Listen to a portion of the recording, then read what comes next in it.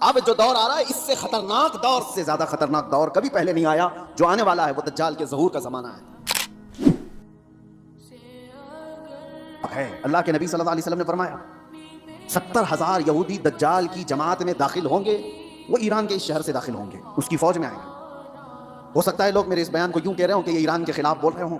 मेरे अजीजों, आज जिन हालात और जो कैफियत को हम देख रहे हैं, हम मजलूमों के साथ खड़े, जालिम के साथ कभी नहीं खड़े होंगे।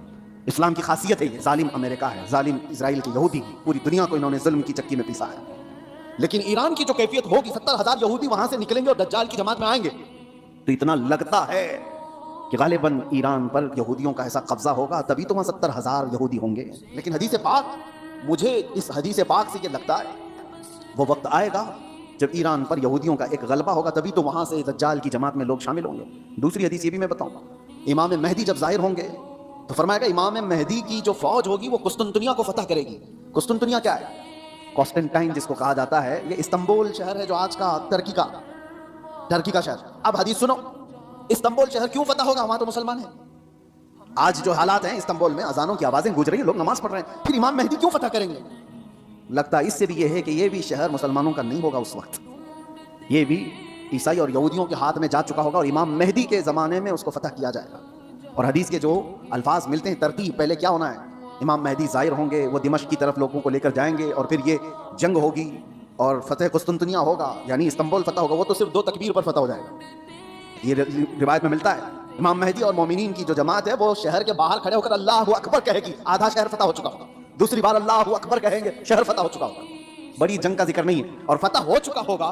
उसी वक्त ये अफवाह फैल जाएगी दुनिया में कि दज्जाल जाहिर हो गया है और उसका फितना मशहूर हो गया है। तो इमाम मेहदी के साथ जो लोग होंगे वो दज्जाल के मुकाबिल में वहीं से निकलेंगे।